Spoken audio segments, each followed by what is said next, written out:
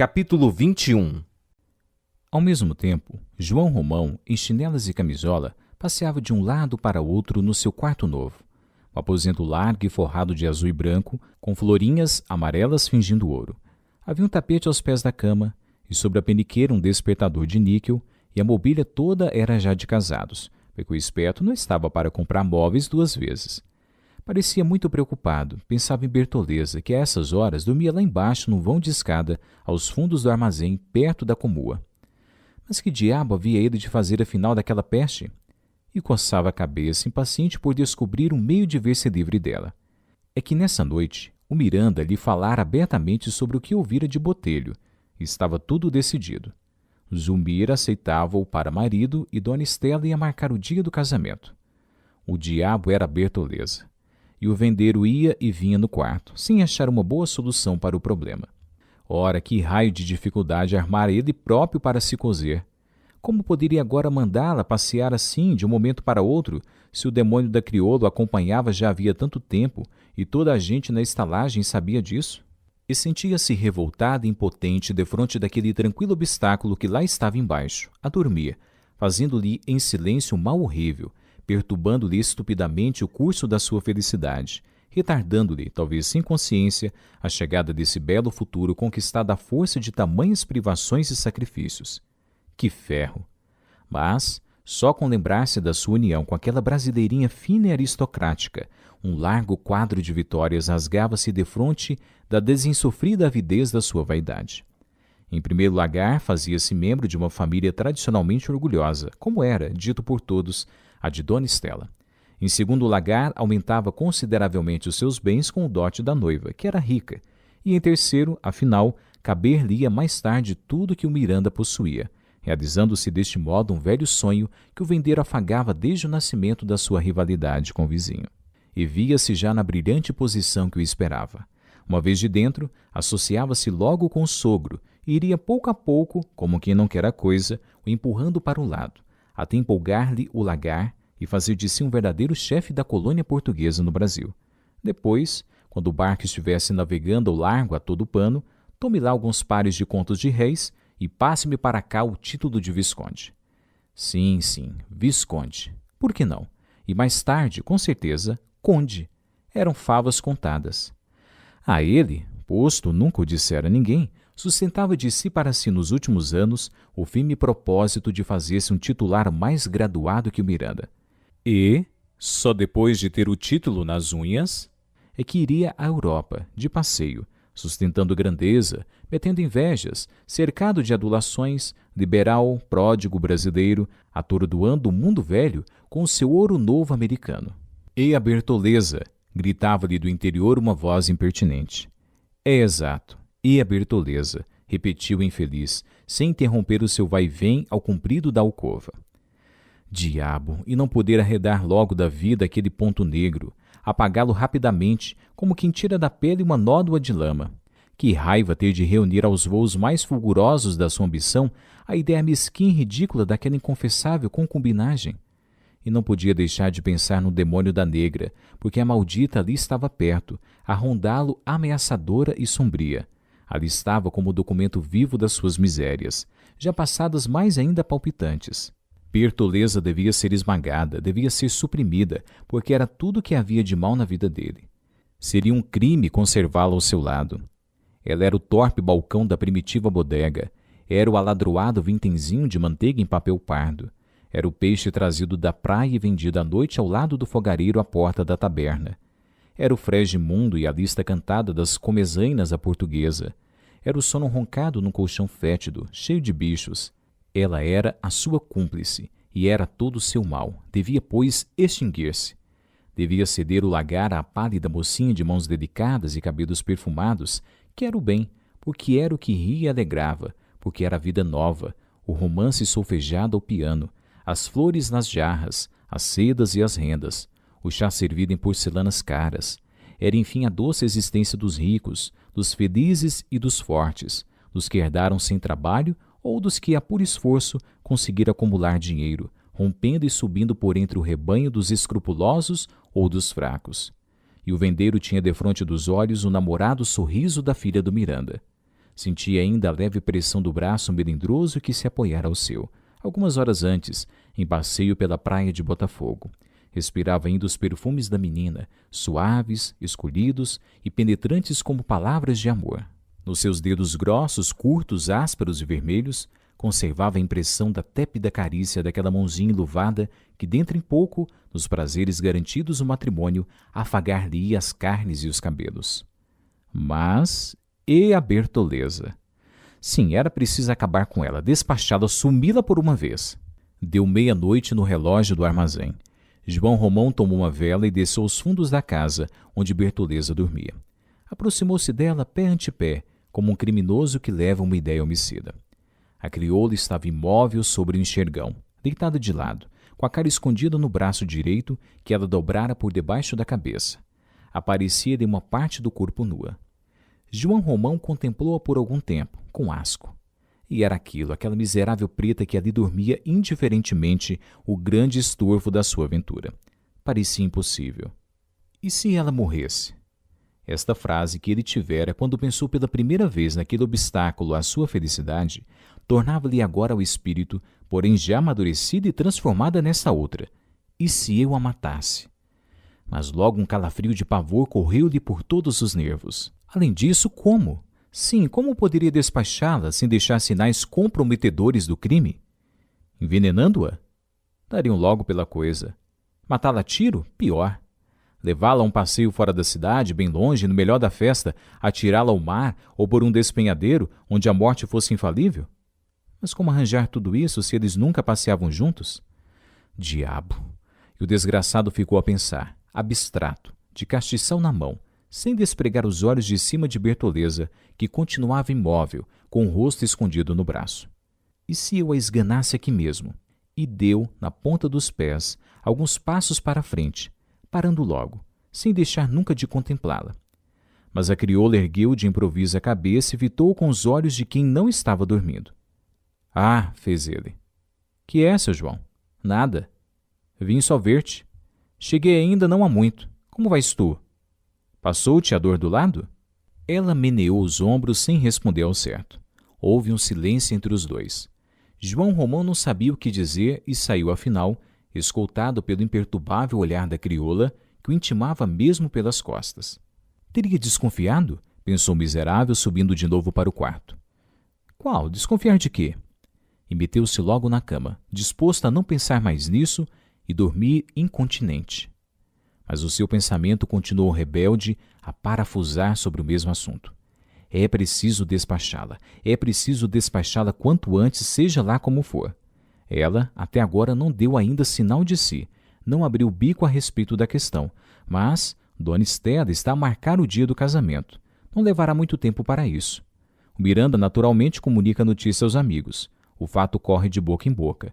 Chega aos ouvidos da crioula e esta, vendo-se abandonada, estoura. Estoura com certeza. E agora o verás. Como deve ser bonita, hein? Ir tão bem até aqui e esbarrar na oposição da negra. E os comentários depois? O que não dirão os invejosos lá da praça? Ele tinha em casa uma amiga, uma preta imunda com quem vivia. Que tipo? Sempre há de mostrar que a gentinha de lá é muito baixa. E aqui, a engasopar-nos com os ares de capitalista que se trata a vela de libra. Olha o carapico, para que havia de dar, sai sujo. E então, a família da menina, com medo de cair também na boca do mundo, volta atrás e dá o dito por não dito. Bem sei que ela está a par de tudo. Isso, olé, se está, mas finge-se desentendida, porque conta, e com razão, que eu não serei tão parvo que espere o dia do casamento sem ter dado sumiço à negra. Contam que a coisa correrá sem o menor escândalo. E eu, no entanto, tão besta que nada fiz. E a peste da crioula está aí, senhora do terreiro como dantes, e não descubro o meio de ver-me livre dela. Ora, já se viu como arranjei semelhante entalação? Isto contado não se acredita. E pisava e repisava o caso, sem achar meio de dar-lhe saída. Diabo! Ela muito que devia estar longe de mim. Fiz mal em não cuidar logo disso antes de mais nada. Foi um pedaço d'asno. Se eu a tivesse despachado logo, quando ainda se não falava no meu casamento, ninguém desconfiaria da história. Por que diabo iria o pobre homem dar cabo de uma mulher com quem vivia na melhor paz e que era até dentro de casa o seu braço direito? Mas agora, Depois de todas aquelas reformas de vida, depois da separação das camas e principalmente depois que corresse a notícia do casamento, não faltaria de certo quem o acusasse, se a negra aparecesse morta de repente. Diabo! Deram 4 horas e o desgraçado nada de pregar olho. Continuava a matutar sobre o assunto, virando-se de um para outro lado da sua larga e rangedora cama de casados. Só pelo abrir da aurora conseguiu passar pelo sono, mas logo às 7 da manhã teve de pôr-se a pé. O cortiço estava todo alvoroçado com o desastre. A machona lavava a sua tina, ralhando e discutindo como sempre, quando 2 trabalhadores, acompanhados de um ruidoso grupo de curiosos, trouxeram-lhe sobre uma tábua o cadáver ensanguentado do filho. Agostinho havia ido, segundo o costume, brincar à pedreira com outros 2 rapazitos da estalagem. Tinham, cabritando pelas arestas do precipício, subido a uma altura superior a 200 metros do chão, e de repente faltara-lhe o equilíbrio e o infeliz rolou de lá abaixo, partindo os ossos e atassalhando as carnes. Todo ele, coitadinho, era uma só massa vermelha. As canelas, quebradas no joelho, dobravam moles para debaixo das coxas. A cabeça, desarticulada, abrira no casco e despejava o pirão dos miolos. Numa das mãos faltavam-lhe todos os dedos, e no quadril esquerdo via-se-lhe sair uma ponta de osso ralado pela pedra. Foi uma alarma no pátio quando ele chegou. Cruzes, que desgraça! Albino, que lavava ao lado da machona, teve uma síncope. Neném ficou que nem doida, porque ela queria muito aquele irmão. A das dores imprecou contra os trabalhadores que deixavam um filho alheio matar-se daquele modo em presença deles. A mãe, essa apenas soltou um bramido de monstro apunhalado no coração e caiu mesquinha junto do cadáver, a beijá-lo, vagindo como uma criança. Não parecia a mesma. As mães dos outros 2 rapazitos esperavam imóveis e lívidas pela volta dos filhos. E mal este chegar à estalagem, cada uma se apoderou logo do seu e caiu-lhe em cima, a sová-los ambos que metia medo. Mira-te naquele espelho, tentação do diabo, exclamava uma delas, com um pequeno seguro entre as pernas a encher-lhe a bunda de chineladas. Não era aquele que devia ir, eras tu, peste. Aquele, coitado, ao menos ajudava a mãe, ganhava 2.000 réis por mês regando as plantas do comendador, e tu, coisa ruim, só serves para me dar consumições. Toma, toma, toma! E o chinelo cantava entre o berreiro feroz dos 2 rapazes. João Romão chegou ao terraço de sua casa, ainda em mangas de camisa, e de lá mesmo tomou conhecimento do que acontecera. Contra todos os seus hábitos, impressionou-se com a morte de Agostinho. Lamentou-a no íntimo, tomado de estranhas condolências. Pobre pequeno, tão novo, tão esperto, e cuja vida não prejudicava ninguém, morrer assim, desastradamente, ao passo que aquele diabo velho da Bertoleza continuava agarrado à existência, envenenando-lhe a felicidade, sem se decidir a despachar o beco. E o demônio da crioula parecia mesmo não estar disposta a ir só com 2 razões. Apesar de triste e acabrunhada, mostrava-se forte e rija. Suas pernas curtas e lustrosas eram 2 peças de ferro unidas pela culatra, das quais ela trazia um par de balas penduradas em saco contra o peito. As róseas lustrosas do seu cachaço lembravam grossos chouriços de sangue, e na sua carapinha compacta ainda não havia um fio branco. Aquilo, arre, tinha vida para o resto do século. Mas deixe estar, que eu te despacho bonito e asseado, disse o vendeiro de si para si, voltando ao quarto para acabar de vestir-se. Enfiava o colete quando bateram pancadas familiares na porta do corredor. — Então, ainda se está em Val de Lençóis? Era a voz do botelho. O vendeiro foi abrir e fê-lo entrar ali mesmo para a alcova. — Ponha-se a gosto. Como vai você? — Assim, não tenho passado lá essas coisas. João Romão deu-lhe notícia da morte do Agostinho e declarou que estava com dor de cabeça. Não sabia que diabo tinha ele aquela noite, que não houve meio de pegar direito no sono. — Calor, explicou o outro, e prosseguiu depois de uma pausa, acendendo um cigarro. — Pois eu vim cá falar-lhe. Você não repare, mas... João Romão supôs que o parasita ia pedir-lhe dinheiro e preparou-se para a defesa, queixando-se inopinadamente de que os negócios não lhe corriam bem, mas calou-se, porque o botelho acrescentou com um olhar fito nas unhas. — Não devia falar nisto. São coisas suas lá particulares em que a gente não se mete, mas... O taberneiro compreendeu logo onde a visita queria chegar e aproximou-se dele dizendo confidencialmente: — Não, ao contrário. Fale com franqueza, nada de receios. É que, sim, você sabe que eu tenho tratado do seu casamento com a Zulmirinha. Lá em casa não se fala agora noutra coisa. Até a própria Dona Estela já está muito bem disposta a seu favor. Mas, desembucha, homem de Deus. É que há um pontinho que é preciso pôr a limpo. Coisa insignificante, mas... Mas, você não desembuchará por uma vez? Fale, que diabo! Um caixeiro do armazém apareceu à porta, prevenindo de que o almoço estava na mesa. Vamos comer, disse João Romão. Você já almoçou? Ainda não, mas lá em casa contam comigo. O vendeiro mandou seu empregado dizer lá defronte à família do barão que seu botelho não ia ao almoço, e sem tomar o casaco, passou com a visita à sala de jantar. O cheiro ativo dos móveis, polidos ainda de fresco, dava ao aposento um caráter insociável de lagar desabitado e por alagar. Os trastes, tão nus como as paredes, entristeciam com a sua fria nitidez de coisa nova. Mas vamos lá, que temos então? Inquiriu o dono da casa, assentando-se à cabeceira da mesa, enquanto o outro, junto dele, tomava lugar à extremidade de um dos lados. É que, respondeu o velho em tom de mistério, você tem cá em sua companhia uma crioula que... Eu não creio, note-se, mas... Adiante. Dizem que ela é coisa sua. Lá em casa rosnou. O Miranda defende-o, afirma que não. Aquilo é uma grande alma, mas Dona Estela, você sabe o que são as mulheres. Torce o nariz. E, em uma palavra, receio que esta história nos traga qualquer embaraço. Calou-se, porque acabava de entrar um portuguesinho trazendo uma travessa de carne ensopada com batatas. João Romão não respondeu, mesmo depois que o pequeno saiu. Ficou abstrato, a bater com a faca entre os dentes. Por que você a não manda embora? Arriscou o botelho, despejando o vinho no seu e no copo do companheiro. Ainda dessa vez não obteve logo resposta, mas o outro, tomando afinal uma resolução, declarou confidencialmente: Vou dizer-lhe toda coisa como ela é, e talvez que você até me possa auxiliar. Olhou para os lados, chegou mais a sua cadeira para junto da de botelho e acrescentou em voz baixa: Esta mulher meteu-se comigo quando eu principiava minha vida. Então, confesso, precisava de alguém nos casos dela que me ajudasse. E ajudou-me muito, não nego. Devo-lhe isso. Não, ajudar-me ajudou. Mas... E depois? Depois ela foi ficando para aí. Foi ficando e agora... Agora é um trambolho que lhe pode escangalhar a igrejinha. É o que é.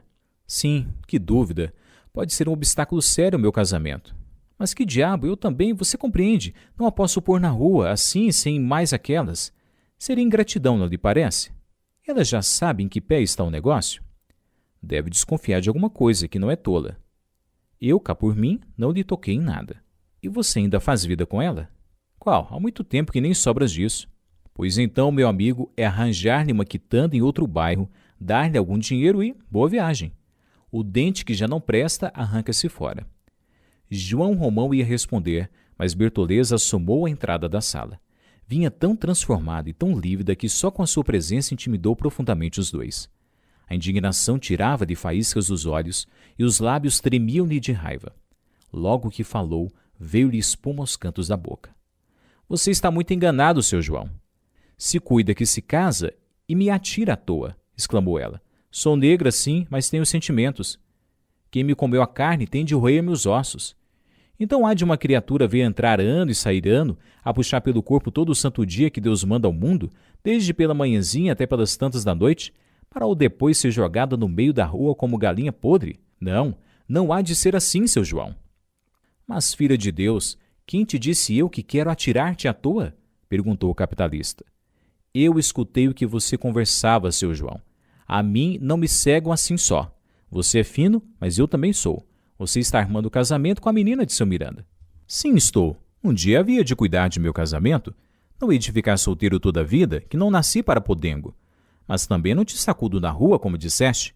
Ao contrário, agora mesmo tratava aqui com o seu botelho de arranjar-te uma quitanda e... Não. Com quitanda principiei, não hei de ser quitandeira até morrer. Preciso de um descanso. Para isso, mourejei junto de você enquanto Deus Nosso Senhor me deu força e saúde. Mas afinal, que diabo queres tu? Ora essa, quero ficar ao seu lado. Quero desfrutar o que nós dois ganhamos juntos. Quero a minha parte no que fizemos com o nosso trabalho. Quero o meu regalo como você quer o seu. Mas não vês que isso é um disparate? Tu não te conheces?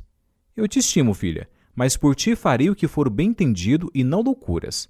Descansa que nada te há de faltar. Tinha graça, com efeito, que ficássemos vivendo juntos. Não sei como não me propôs casamento. Ah, agora não me enxergo. Agora eu não presto para nada. Porém, quando você precisou de mim, não lhe ficava mal servir-se de meu corpo e aguentar a sua casa com meu trabalho. Então a negra servia para um tudo. Agora não presta para mais nada. E atira-se com ela no monturo do cisco. Não, assim também Deus não manda. Pois se aos cães velhos não se enxotam, por que me hão de pôr fora desta casa em que meti muito suor do meu rosto? Quer casar? Espere então que eu feche primeiro os olhos. Não seja ingrato. João Romão perdeu por fim a paciência e retirou-se da sala, atirando à amante uma palavrada porca. Não vale a pena encanzinar-se, segredou-lhe o Botelho, acompanhando-o até a alcova, onde o vendeiro enterrou com toda a força o chapéu na cabeça e enfiou o paletó com a mão fechada em murro. Arre, não a posso aturar nem mais um instante, que vá para o diabo que a carregue. Em casa é que não me fica. Calma, homem de Deus, calma. Se não quiser ir por bem, irá por mal. Sou eu quem o diz. E o vendeiro esfuziou pela escada, levando atrás de si o velhote que mal podia acompanhá-lo na carreira. Já na esquina da rua parou e, fitando no outro seu olhar flamejante, perguntou-lhe: Você viu? É, resmungou o parasita de cabeça baixa sem interromper os passos. E seguiram em silêncio, andando agora mais devagar, ambos preocupados. No fim de uma boa pausa, Botelho perguntou se Bertoleza era escrava quando João Romão tomou conta dela. Esta pergunta trouxe uma inspiração ao vendeiro. Ia pensando em metê-la como idiota no hospício de Pedro II, mas acudir-lhe agora coisa muito melhor, entregá-la ao seu senhor, restituí-la legalmente à escravidão. Não seria difícil, considerou ele, era só procurar o dono da escrava, dizer-lhe onde esta se achava refugiada e aquele ir logo buscá-la com a polícia. E respondeu ao Botelho: Era e é. Ah, ela é escrava? De quem? De um tal Freitas de Melo. O primeiro nome não sei, gente de fora. Em casa tenho as notas. Ora, então a coisa é simples. Mande-a para o dono. E se ela não quiser ir? Como não? A polícia a obrigará. É boa. Ela há de querer comprar a liberdade. Pois que a compre, se o dono consentir. Você com isso nada mais tem que ver. E se ela voltar à sua procura, despache-a logo. Se insistir, vá então à autoridade, queixe-se. Ah, meu caro, estas coisas, para serem bem feitas, fazem-se assim ou não se fazem. Olhe que aquele modo com que ela lhe falou há pouco é o bastante para você ver que semelhante estupor não lhe convém dentro de casa nem mais um instante. Digo-lhe até, já não só pelo fato do casamento, mas por tudo, não seja mole. João Romão escutava, caminhando calado, sem mais vislumbres de agitação. Tinha chegado à praia. Você quer encarregar-se disto? Propôs ele ao companheiro, parando ambos à espera do bonde. Se quiser, pode tratar, que lhe daria uma gratificação menos má. De quanto? 100 mil réis. Não, dobre. Terás os 200. Está dito. Eu cá, para tudo que for pôr, cobro relaxamento de negro, estou sempre pronto. Pois então, logo mais à tarde, lhe darei ao certo o nome do dono, o lugar em que ele residia quando ela veio para mim e o mais que encontrar a respeito. E o resto fica a meu cuidado. Pode dá-la por despachada. Por despachada.